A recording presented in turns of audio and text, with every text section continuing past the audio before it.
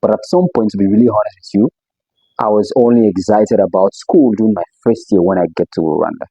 After my first year, if you check the most absent person in the classroom, that's me. If you check the person that comes late, like 10 minutes or 30 minutes to the end of the session, that's me. I got really bored and tired of school. You understand? So my life drastically changed when I moved.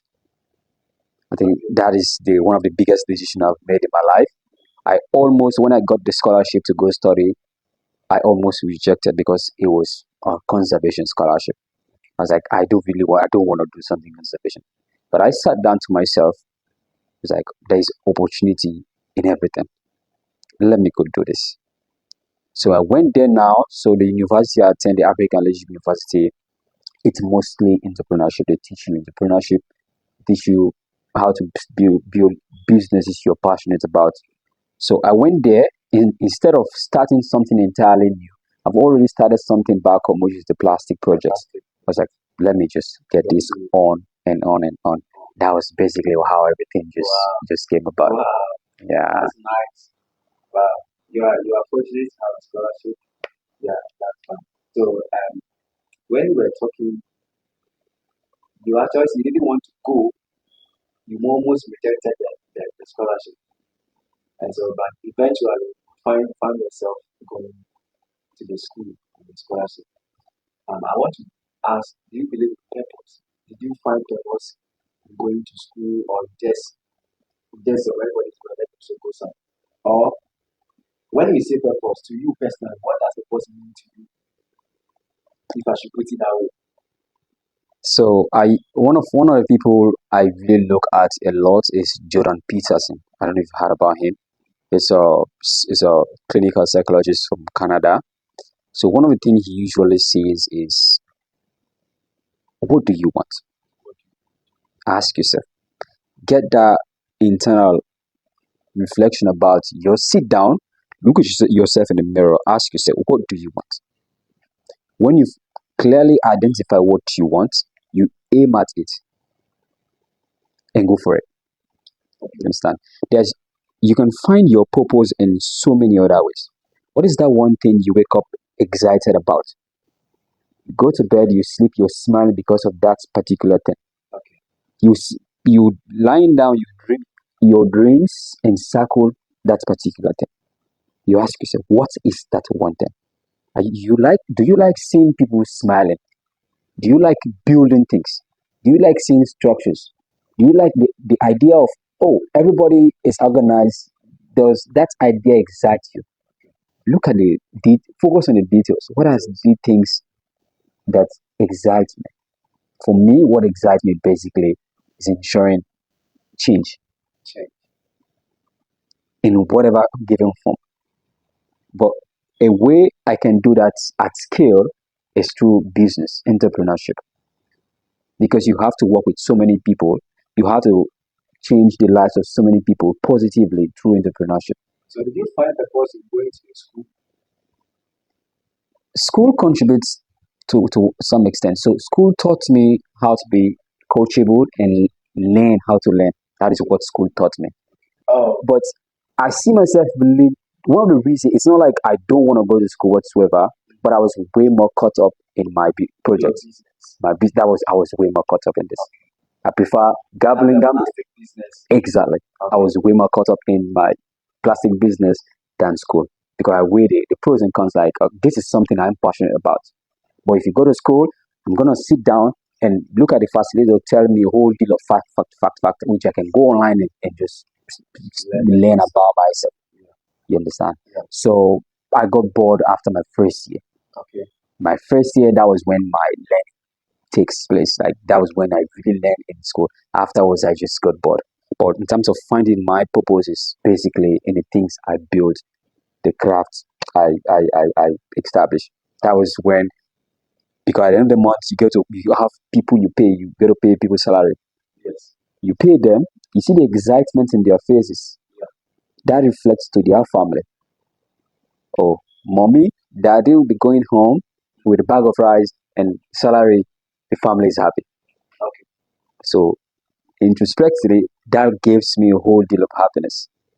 You understand? So sitting, having understood all of this, if a day passes, I didn't get to do something that relates to what brings people that I'm leading brings happiness to them. If a day passes, I didn't do anything. I feel a whole deal of guilt. I feel guilt as in, oh, what is wrong? What is wrong? What is wrong? So I find purpose in ensuring people's lives are way better, even better than I am. Let me just ask this. Is that after the first year level, now I'm saying you're married, how they call it? Freshman. Freshman. Mhm. So after the first year, and the school became boring to you. Did you question yourself? Did you question your path at the school? Did you question yourself? Why did I come? Like, did you ever question yourself? Why were you there? Did you ever wanted to leave on campus and then go and stay in the house and do your I absolutely, Thomas, I absolutely wanted to leave. I honestly wanted to drop out. campus? Honestly.